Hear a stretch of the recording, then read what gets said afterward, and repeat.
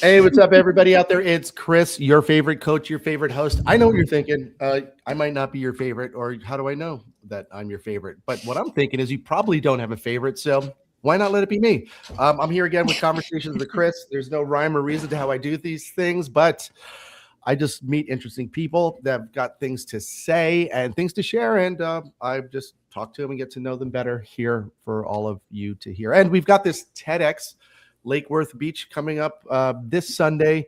And I wanted to bring you some of the incredible voices who are helping shape this event. And today we've got Judith Rae. She's a photographer, an artist, a storyteller, and someone who's turned a pretty extraordinary life journey into a message that's going to move people on the stage this Sunday. So, Yeah. Judith, welcome. I'm really excited for people to hear your story. So, thanks for joining us. Yay! Woo! Thank you, Chris, for having me. I'm really excited. You've I'm been thankful postponing to it a be lot. here. I know you're like, Yeah. tomorrow, next week, the other day. I know, right? So, listen, I mean, I got to get to know you over the past couple months or so here. But for people meeting you for the first time, what's a piece of your story that really shaped who you are today? Oh my. Okay. Well, I mean, the first piece to know about me is that I was a young mom, right? That shaped so much of who I am and my journey and my perseverance and just how I show up with love and peace and kindness and empathy. And I guess other parts of my story have helped shape that for me as well. And yeah, I was became a mom at 13. I mean, that's a life-changing moment for anyone. So Yeah. how'd that shape the way you see the world now? Becoming such a young mom, at 13, what do you know at 13, right? And Well, I that'll get you moving, won't it? yeah. But I know at 13, of course, I was 13. I thought I knew everything. Yeah, you think you know everything and I think there's a lot about teen pregnancy that people don't recognize or don't understand.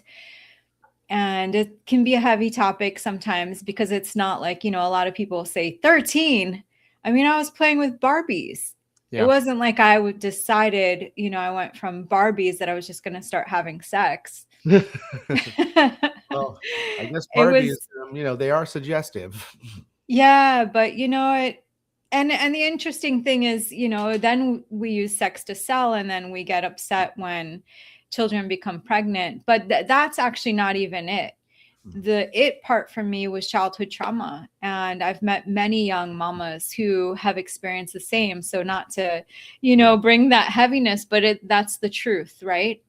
Yeah. So I don't want to negate the truth. But from that came the most beautiful journey. And I am so incredibly fortunate to be my daughter's mom. And she has really pushed me above and beyond my comfort zone in the most beautiful way, helping me stand up for myself and stand up for her. And yeah, it's just been incredible. And I'm really grateful. And the other day I was speaking to the mayor of where I live, and he's an old guy. And he looked at me and he said, I've never met someone like you.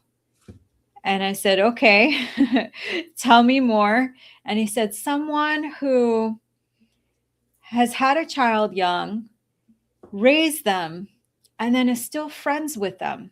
And Chris, that made me cry so hard. I cried so much. And I just thought that's like the simplest thing of my journey. Wow. Like, of course, I'm going to still be friends with her. I love her so much. She's Yeah. the light of my world.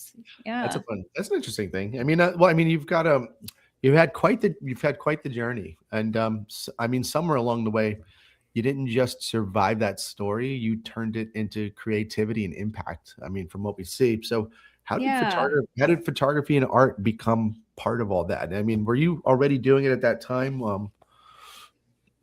Great question. So I actually, okay, so for me to share my story and see the good parts of it and share it in a loud way, right? On stages and in with many people, that's taken time. that didn't start from the beginning. I was actually really shy. So I was very shy. I almost never spoke, in public. And I just felt definitely the weight of shame and so much other stuff, right? So it took a lot to break through that. But once I broke through that, and in college, I found photography. And Okay. that's the most incredible thing and that's why I always say it's really nice to, go to college or continue your education, because if I had not done that, and I stopped many times, I've gone to many colleges and I've given up many times, but I just kept going and I found photography. And if I hadn't, I know, who knows if would have found photography. Yep. And so there you are in college. You found photography. And by the way, everybody, I just put Judith's website there in the comments, wherever Thanks you're for watching. doing In the that. first comment, of course. So Yeah. you've found photography and art. You've ventured into this visual storytelling. I Mhm. mean, what makes you so passionate about photography and art? Makes you special in that world? Well, okay, so my first photography class, it was the first class that I ever sat there and just was totally fully engaged, I don't always pay attention. I have ADD, and I, that was a big key for me. And to see that I could share stories that mattered really fully engaged my heart and soul. And so that is what makes me passionate about photography. It was almost it was this moment of just recognizing that wow, people do this, like people capture special moments and they capture light and they tell stories. And that is what I most love about photography, is the ability to share people's stories, to help them feel heard and seen, Mm. and to help them, feel celebrated. And that's really special to me. All of those, yeah, those moments are really incredibly special. Yeah, there's capturing these moments, kind of encapsulating a moment in time and these things. And I would venture to say that you're probably more of a fan of the photojournalistic style of photography and capturing Yeah. natural moments rather than kind of like these posed staged photographs.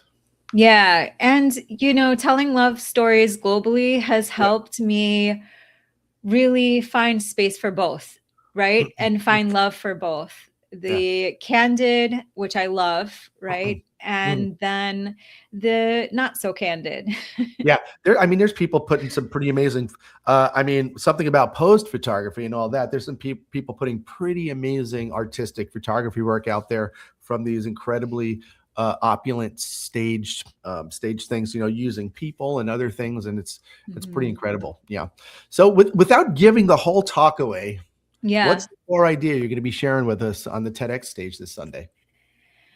Well, interestingly enough, it is not centered around my journey as a young mom. I've shared that a lot, but this is Mhm. actually a story that I have not shared with most people, Mhm. and which makes it kind of funny, because how would I not share it with most people, but then I'm ready to share it on stages, right? And but it's an important story, and mainly the big takeaway is how playing in nature saved my life. And Okay. then yeah, and I share a tidbit of what I had been going through at that time. Mhm. Yeah. Was there and what's kind of with this idea of play, and what's the Mhm. belief shift that you had around that? Oh my gosh, coming from, what a great question, Chris. Coming from this place of having to grow up really fast. So Sure. it's not like my parents were like, okay, you had a baby, let's raise her for you. My mom and dad divorced when I was 2. And, my mom and I were living in Brazil at the time. And I moved back to the States to come live with my dad, and for the very first time. And so that throughout my life, in Portuguese, in Brazil, we have this saying, and it goes, "Quem pariu, Mateus que balance." And my translation of that is, who gave birth is the one to raise, right? It's not a direct translation, but that's the meaning of it. And so that was always the through line in my life. Like, this is your child, you raise her. We will be around and do what we can. It doesn't mean that I didn't have a community around me. I'm so grateful for each and every person that helped me. But that mindset was like, I had to grow up as fast as possible and find ways to bring in income. By the time I was 19, 20 years old, I was out on my own.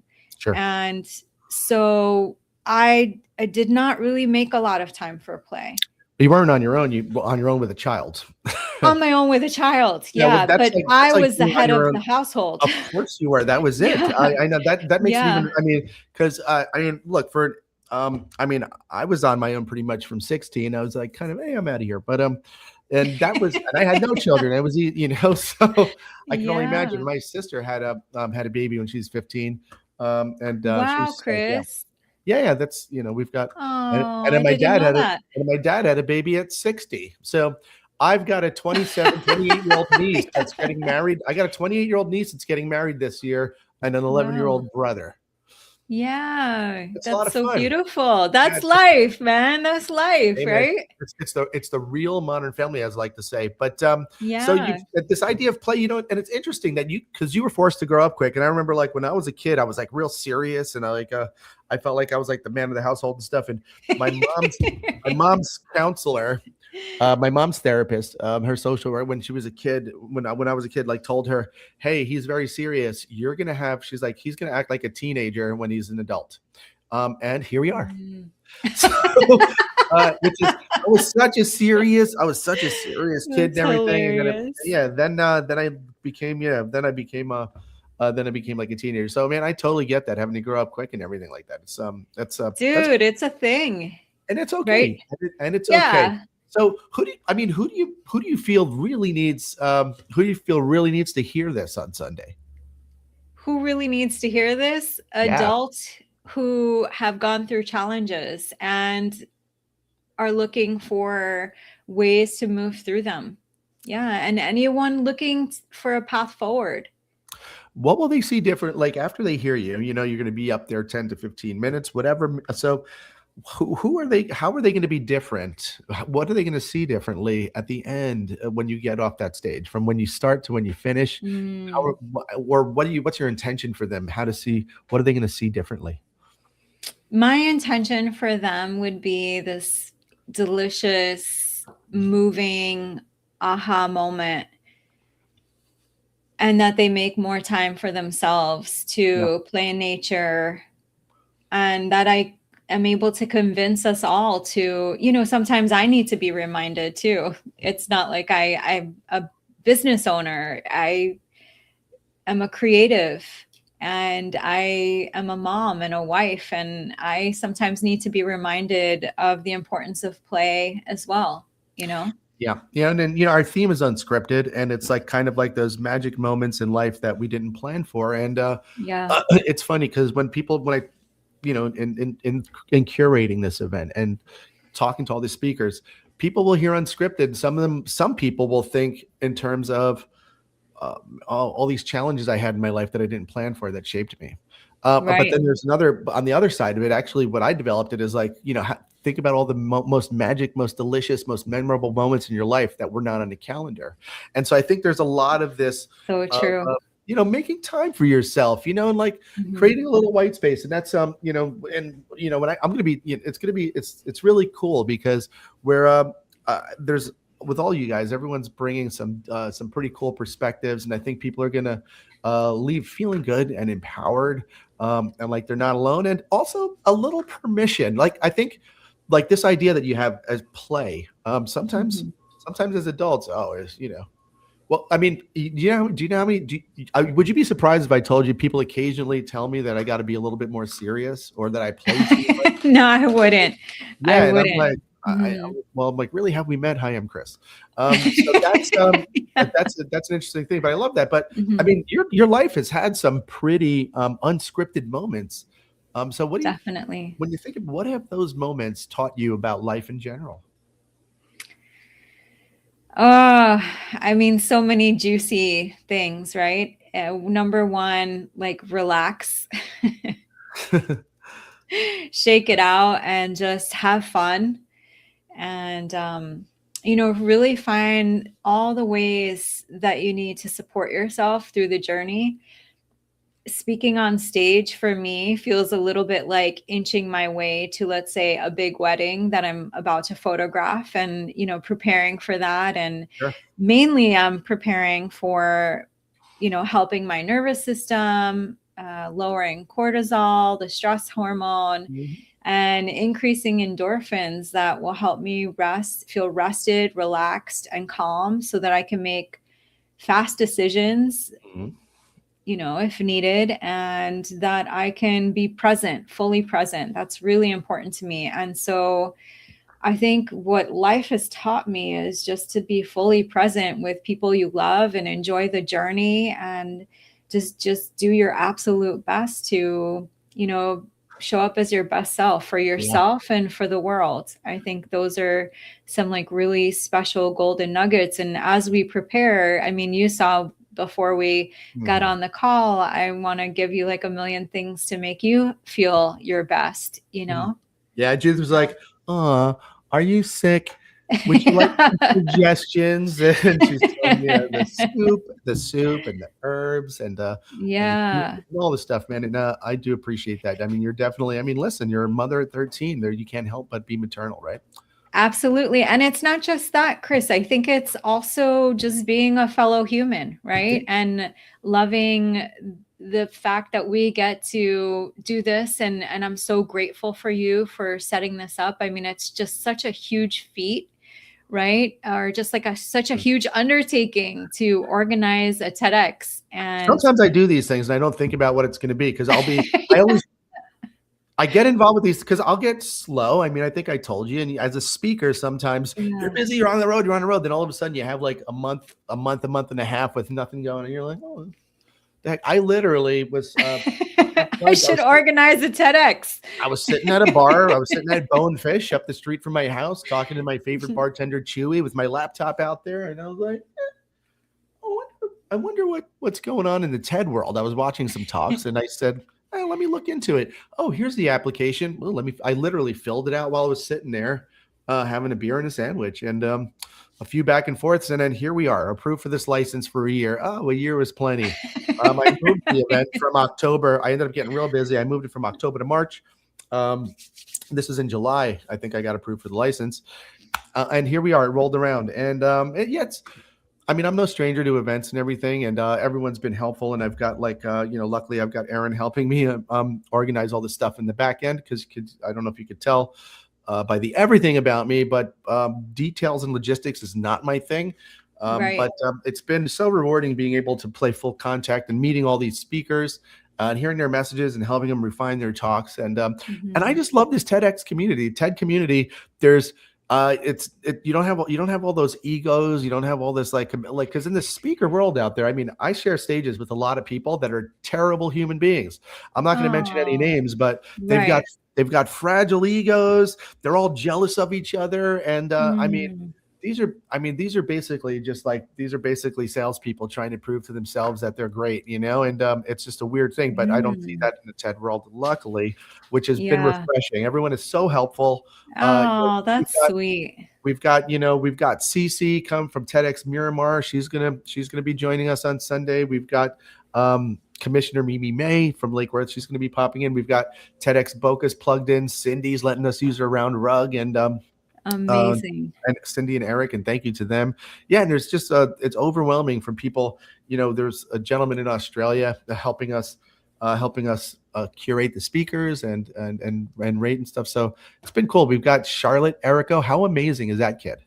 So grateful for her. She I- has been tremendous. Yeah. Was it Desiree? Was like, I was on the phone with Desiree, and I'm like, she's like, oh yeah, Charlotte's been so helpful. And I'm like, oh yeah, I'm like, isn't she incredible, man, for a 16-year-old? She's like, wait a second. I'm like, she's 16. 11th. Yeah. Was in 11th grade. She's like, wow, she's so incredible. So we've got She Charlotte. is so incredible. Hey, Charlotte, if you want, we're happy to sign for those volunteer hours. Just keep bringing them. So that's Yeah. gonna be a fun thing. Judith, I like to do this thing called a lightning round.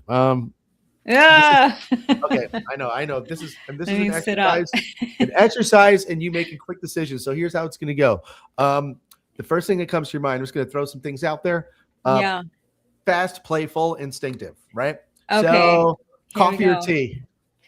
Tea for sure. Sunrise or sunset?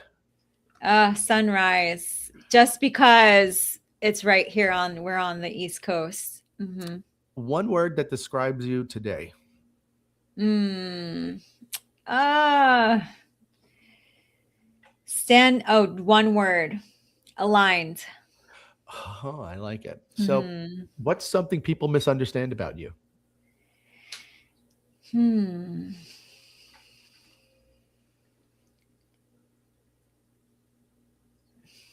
That's a challenging one. What is one thing people don't misunderstand about me? I'm not your mama. If your life were a movie, I know I'm not your mama. That's right. Hey, I'm not your mama. If you're everybody's mom. If your life were a movie, what genre would it be? If my life were a movie, what genre would it be? Can it be a cartoon? Cartoon, an animated movie. Animated, yeah. Stop animation. So slowly unfolding, but so beautiful to watch. Yeah. I know, right? What's one piece of advice you would give, you wish you heard at 13? Oh my gosh. In one word? Or can it be a sentence? Sure, give me a sentence. It's fine. Okay. One piece of advice that I wish I had known at 13 was be fully present and enjoy the ride. Yeah. Yeah. I wish somebody would told me that, hey, you're never going to grow up, by the way. This is it. You're stuck like this. So yeah. And just one more thing here. What one thing do you want people to remember from your TEDx talk? Life is possible. Life is possible. That's awesome. And Judith, is there anything I'm not asking you today that you want to share with anybody that might be listening? Oh yeah. Number one, I want to share this really special series that I started called Women Who Surf, and that's on YouTube. If you just look up Judith Rae, Women Who Surf, and we started in Jamaica. I started in Jamaica, and then I brought it to Brazil, and then we're about to drop Barbados, which I'm really excited about. And awesome. Let's see. Yeah, that and the fact that I absolutely love storytelling and being able to create beautiful imagery for people. And my final thing is I just want to say one more time, thank you to you, Chris, because you have been extraordinary to work with. I mean, the fact that you're telling me that you're not good in details, I would never know that, because you've been so incredibly helpful and on it and really so great at communicating and just helping. Not all of us have ever spoken at, this is my first TEDx, and I just feel really supported and I feel really thankful. Oh, good. Well, welcome. I'm glad you're having a good experience. And I was able to find real quick. I did put it here, your link, your YouTube. Oh, sweet. Oh, thanks so much. Yeah. So I found your Women Who Surf. That's great. It's right there in the comments. There you go. So, but thanks for popping on today. I know it's a little bit, and you experienced the same thing everybody has to be on this thing. Hey, what are you going to ask me? What kind of questions to ask? And I say, hey, baby, it's unscripted. So, lightning round complete. Everyone's going to have to come hear the full story from Judith this Sunday. Hopefully you got a ticket. I believe we're sold out. But Are we sold out now? I think so. And Mhm. I think so. And then we're down a volunteer or two. So, Mhm. but listen, if come down, to the Stanzik Theater over by the Lake Worth Beach Playhouse, and we'll make space for you. It's Uh, going to be so much fun. I know it. yep. It's gonna be a lot of fun. But thank you. Let me ask you this one last thing, and then we're gonna close. Yeah, This. yeah. Yeah. If your TEDx talk had a soundtrack, Yeah. what song would be playing? Oh, I mean, the first song that comes to mind, of course, is Alicia Keys. I actually went to school with her, and it's "This Girl Is on Fire." I love it. I love it. That's awesome. Yeah. Perfect. Perfect. Yeah. I was like, I'm a music guy, so I like to listen to that. But Oh, thanks for yeah. popping on to this Will we today. have that? A soundtrack to each person coming out? You know, That'd be awesome. so we do have a tech guy there, but and I'm Yeah. we're gonna have some music. I just don't know. I don't know the skill level for transitioning songs and having all that stuff. Yeah. I'll see when we get there what we're able to have our hands on and whatnot, but we'll be ready Cool. for anything. But it'll be Well, good. I'll be there all day. So if you need an extra volunteer once I'm done talking, I can help. Cool. Yeah, you're going on in the morning? Yeah, I go on in the morning. What am I? Third, I think. I think I'm third. Yeah. Okay. Yeah. So do you want to go first? Up first. I'm teasing. Do it. Yeah. We I mean, lost, if you need me to, I'll do it. But we lost a vet, but we lost a vet. She was first, so everybody's just gonna get bumped in the sweet line. Yvette. Yeah. It's fine. But I think I was fourth and now I'm third. But if you need me to go first, I'm down. No, it's okay. We'll sort it out when we get there. I just the most important thing is who's going in the morning, who's going in the afternoon, and we'll things might need to move around as we need be. But it'll be a lot of fun. Then we're gonna have lunch and we're gonna hang out afterwards. And will we see you Saturday evening? Saturday, that's tough because it's all the way in Lake Worth, and I'm not. That's like half an hour away from me. I thought you were in West Palm Beach. Yeah, I am, but that's like half an hour away. From where I live. Yeah. I got you. Yeah. All right. Well, so we'll see you Sunday then. And thanks. I wish we were doing that on Friday. Friday, I'm DJing a birthday party on Friday. Oh, okay, that sounds like fun. And then we did it on Saturday because some speakers are flying in. We have we have Wes coming in from Chicago. We've got Antoinette coming in from Austin, Texas. Amazing. So yeah, and they're going to be joining us on Saturday. And I think they arrive on Saturday. So it's so cool. It's going to be good. So we're going to have we'll have a nice little group. Everyone will get to meet, and then we'll see you on Sunday, if anything. But if anybody wants to reach out to Judith, she's pretty easy. She's accessible. I mean, you're on Facebook, Instagram, YouTube. I put a couple of links there as well as your website. And we'll see everybody out there in the virtual world. Hope to see you Sunday. Bye, everybody. Thank you, Judith. Bye. Thank you, Chris.